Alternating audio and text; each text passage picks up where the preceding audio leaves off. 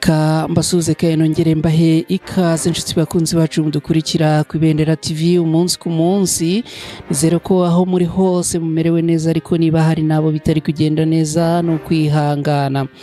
Turababwira ko nkuru iturutse mu ngabo z'u Rwanda RDF, aho habayemo impinduka muri bamwe mu bayobozi bo muri RDF, aho warukuriye imikoranire mpuzamahanga ya RDF yamaze guhabwa izindi nshingano nshyashya zikomeye mu Rwanda, we n'abandi bakaba bahawe inshingano ndetse bakaba banamaze no kurahirira akuzuza izo nshingano. Turabinyuramo byose, hanyuma turerekeza hanze.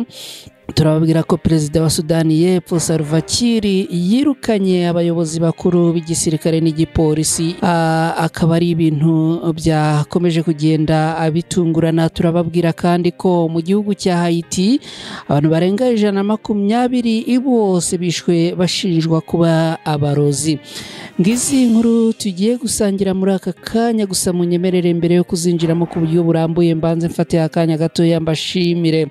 Niba ujya ufata umwanya wawe waba muto cyangwa munini ugakurikira inkuru n'ibiganiro byo ku Ibendera TV, uri w'agaciro gakomeye kuri twe, turagushimira. Ariko tunibuka nawe wakoze subscribe kuri channel yacu Ibendera TV, uri w'agaciro cyane. Mwarakoze guhitamo twebwe, ariko turanibutsa mwe mutarakora subscribe kuri channel yacu kuyikora, kugira ngo mureke gukomeza gucikanwa n'inkuru tubagezaho hano ku Ibendera TV umunsi ku munsi. Mu gusoza turaza kubaha nimero mushobora kunyuraho niba mwifuza gutambutsa igitekerezo cyanyu kikanyura ku Ibendera TV. Nitwa na Cretin Hirushwa, ni ku Ibendera TV, ikaze.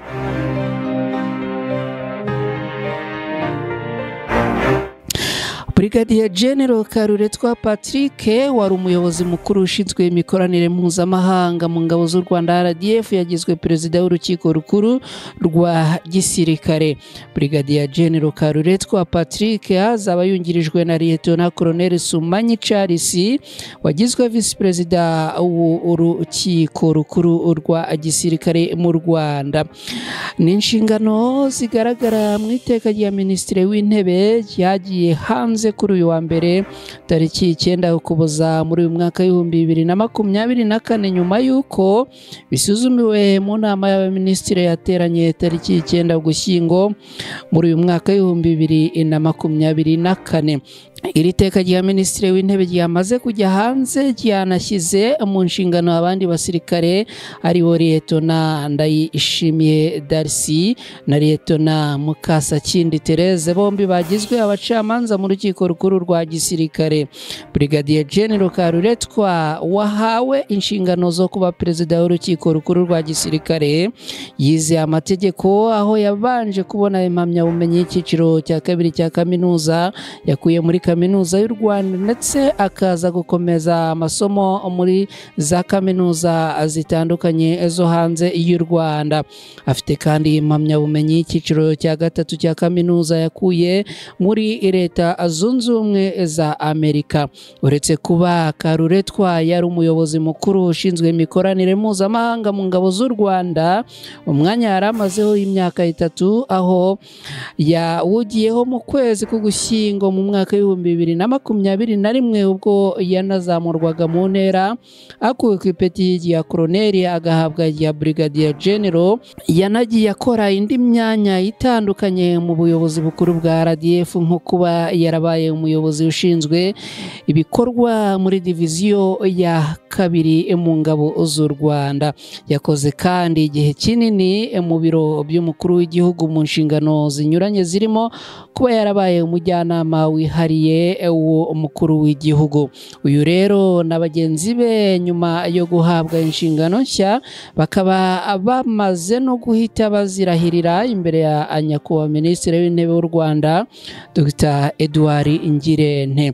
Kuri uyu wa kabiri tariki 10 Ukuboza muri uyu mwaka w'2024, Minisitiri w'Intebe w'u Rwanda Dr Edouard Ngirente yakiriye indahiro z'abayobozi n'abacamanza b'urukiko rukuru rwa gisirikare ndetse na visi perezida n'abacamanza mu rukiko rwa gisirikare.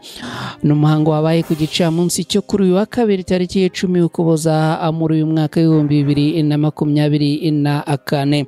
Mu ijambo yagejeje ku bitabiriye uyu muhango nyuma yo kwakira izi ndahiro, Minisitiri w'Intebe yagize ati ndifuriza imirimo myiza abamaze kutugezaho indahiro zabo aribo Brigadier General Patrick Karuretwa, Perezida w'urukiko rukuru rwa gisirikare Lieutenant Colonel Charles Sumanyi, Vice Perezida w'urukiko rukuru rwa gisirikare Lieutenant Colonel Gerard Muhigirwa, Vice Perezida w'urukiko rwa gisirikare. Hari kandi n'abacamanza mu rukiko rukuru rwa gisirikare aribo Lieutenant Darcy Ndayishimiye na Lieutenant Therese Mukasakindi, ndetse n'abacamanza mu rukiko rwa gisirikare aribo Captain Moses Ndoba na Lieutenant Victory Kamanda. Minisitiri w'Intebe w'u Rwanda yagaragaje ko uyu ari umwanya mwiza wo kongera kwibukiranya imiterere n'uburemere bw'inshingano bamaze kurahirira. Yagize ati amagambo akubiye mu ndahiro mumaze kutugezaho niyo akubiyemo ubutumwa bw'ingenzi bw'uyu munsi. Ni muyubahiriza uko yanditse bizatuma mukora akazi kanyu uko bikwiye kandi mutange umusaruro mwitezweho. Minisitiri w'Intebe Dr. Edouard Ngirente yabasabye guhora abazirikana icyizere bagiriwe n'ubuyobozi bukuru bw'igihugu ndetse n'ubuyobozi bw'ingabo z'u Rwanda RDF, ndetse abasaba guharanira kutazitatira.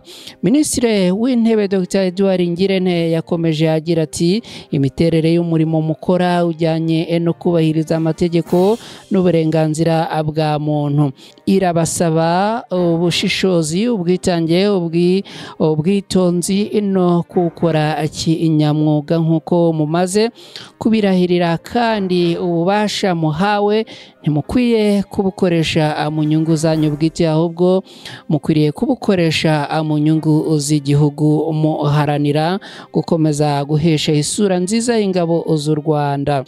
Abarahiye bibukijwe ko ingabo z'u Rwanda RDF aho ziri hose zirangwa n'ikinyabupfura nk'indangagaciro ikomeye mu ngabo z'u Rwanda, ndetse basabwa gukomeza kuyisigasira kuko ifite akamaro gakomeye mu kurinda ubusugire bw'igihugu. Minisitiri w'Intebe Dr. Ngirente yabasabye kandi kugendana n'umurongo w'iterambere igihugu kirimo mu kwimakaza ikoranabuhanga mu kazi kose. Perezida w'urukiko rukuru rwa gisirikare Brigadier General Patrick Karuretwa avuga ko inshingano nshya bahawe ziyongera ku zindi bari basanganwe zifite uburemere bwumvikana. Agira ati izi nshingano ziyongera ku zindi dusanganywe zifite uburemere kuko ubutabera ari ingenzi muri sosiyete. Mu gisirikare ni umwihariko duterwa n'inshingano igisirikare kiba gifite zo kurinda igihugu n'abanyagihugu, akaba ari akarusho gaterwa n'ububasha, intwaro n'ubumenyi abasirikare bahabwa bituma abagengwa n'ikinyabupfura kugira ngo bidakoreshwa nabi. Brigadier General Patrick Karuretwa akomeza agira ati iyi niyo mpamvu hajyaho inkiko za gisirikare zihariye zihabwa imbaraga zikoreshwa mu buryo buremereye kugira ngo abasirikare barangwe n'ikinyabupfura, ababirenzeho bagahanwa mu buryo buremereye. Uyu muhango witabiriwe kandi n'abaminisitiri batandukanye barimo Minisitiri w'Ingabo, hakaba kandi Minisitiri w'Ubutabera ndetse na Minisitiri w'Umutekano mu gihugu, hakaba kandi n'umushinjacyaha mukuru, hakaba abayobozi bakuru b'ingabo z'igihugu ndetse n'abagize imiryango y'abarahiye. Kuri uyu wa mbere tariki 9 Ukuboza 2024 akaba aribwo Minisitiri w'Intebe Dr. Edouard Ngirente yamaze kwakira izi ndahiro z'aba bombi. Reka kandi tubabwire ko kuri wa mbere perezida wa Sudani y'Epfo, ubwo ni mu makuru yo hanze twamaze kwinjiramo, perezida wa Sudani y'Epfo Salva Kiir yirukanye abayobozi bakuru b'igisirikare n'igipolisi mu mpinduka zikomeye mu rwego rw'umutekano nyuma y'igihe kitagera ku kwezi habaye imirwano ikaze mu murwa mukuru Juba. Mu itangazo ryasomwe kuri televiziyo y'igihugu South Sudan Broadcasting Corporation, perezida Salva Kiir yirukanye General Santino Odenge Uworu ku mwanya w'umuyobozi mukuru w'ingabo za Sudani y'Epfo, no kuvuga Chief of Defense Force mu gisirikare cya South Sudan. Hanyuma kandi General Odenge Uworu yashyizwe ku mwanya w'umunyamabanga mukuru muri Minisiteri y'Ingabo asimbura Tako Santino Majake nawe wirukanwe mu rindi itangazo. Perezida Salva Kiir yahise ashyiraho General Paul Nange Majake nk'umuyobozi mushya w'ingabo. Mu kindi cyemezo, perezida Salva Kiir yirukanye General Atem Malolo Biya wari umuyobozi mukuru w'igipolisi muri icyo gihugu, no kuvuga Inspector General of Police, akaba yasimbujwe General Abraham Peter Manyuati wamaze guhabwa izi inshingano. Perezida Salva Kiir yanakuye James Alik Galange ku mwanya w'umuyobozi wa banki nkuru ya Sudani y'Epfo, amusimbuza uwahoze kuri uwo mwanya ariwe John Ohisa Adamia. Uyu perezida Salva Kiir kandi yanirukanye Galange Majake wari umunyamabanga mukuru wa mbere muri Minisiteri y'Imari, yashyiraho Alop Nuwo Alop ngo amusimbure. Nta mpamvu perezida Salva Kiir yatanze kuri izi mpinduka, ariko zikaba azije ngo nyuma y'uko habaye ibikorwa by'ubushyamirane byabereye mu gace ka Juba kazwi nka Atomping cyangwa se Juba na Bari. Aka gace kumvikanyemo amasasu mu kwezi gushize, ubwo inzego z'umutekano zageragezaga guta muri yombi General Ako Kuo Kuke wahoze ari umuyobozi mukuru w'ikigo cy'umutekano w'igihugu, no kuvuga Internal Security Bureau mu rwego rw'igihugu rushinzwe iperereza umutekano muri Sudani y'Epfo. Iyo mirwano bivugwa ko yatangijwe n'abasirikare bo ku ruhande rwa Sudani y'Epfo bakurikije amabwiriza ya perezida Salva Kiir ubwe, yateye ubwoba bw'uko hashobora kongera kubaho imvururu nk'izo mu Kuboza mu mwaka w'ibihumbi 2013 no muri Nyakanga mu mwaka w'ibihumbi 2016 zateje akaga mu murwa mukuru, hakana abaho ko habayeho ihirikwa ry'ubutegetsi. Nyuma y'icyo gikorwa, perezida Salva Kiir yashyizeho komisiyo yo gukora iperereza kuri iyo mirwano. Reka twihuse twerekeze ku yindi nkuru, tunagenda tugana ku musozo. Turababwira kubirebana noneho na ya nkuru ya abarozi bamaze kwicwa bashinzwa uburozi mu gihugu cya Haiti. Umutwe w'abagizi ba nabi uyobowe na Amanore Felix wishe abasaza n'abakecuru bagera ku 186. Aba bakaba bashinjwa kuroga umuhungu we uherutse gupfa nyuma y'igihe gito arwaye. Umuvuzi wa gakondo wa Felix niwe wamubwiye ko urupfu rw'umuhungu we rwatewe n'uburozi yahawe n'abasheshe akanguhe bari mu gace ayobora. Monel Felix ni n'umwe mu bayobozi b'imitwe y'abagizi ba nabi iyobora 85% by'umurwa mukuru wa Haiti, no kuvuga Port-au-Prince. Akaba ari mu duce ayobora twiganjemo uturi hafi y'icyambu, cyane cyane agace ka Wharf Jeremy. Gukorera hafi y'icyambu bifasha uyu mugabo gukomeza ubucuruzi bwe burimo gucuruza abantu, ibiyobyabwenge, kwiba peteroli, ibiryo, imiti n'ibindi by'ingenzi byinjira mu gihugu, agasoresha amafaranga menshi n'ibindi bitandukanye. Nyuma y'urupfu rw'umuhungu we, Felix yategetse abagize umutwe we kwirara mu gace ayobora bakica abari hejuru hejuru y'imyaka 60 bose bashinjwa gukoresha amarozi ari nayo yakekaga ako yishe umuhungu we. Abagera ku 127 bahise bicwa, gusa muri ako kavuyo ko kubica abakiri bato bagerageje kubarwanaho birangira nabo bishwe, bituma abapfuye bose muri rusange bagera ku 186.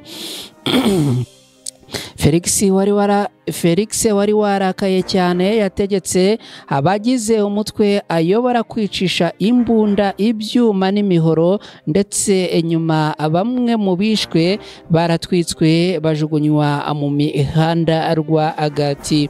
Muri rusange abagera ku 5,000 bamaze kwicwa n'imitwe myinshi igenzura uduce dutandukanye twa Haiti, mu gihe abarenga miliyoni 6 muri miliyoni 12 zituye icyo gihugu bugarijwe n'ikibazo cy'inzara.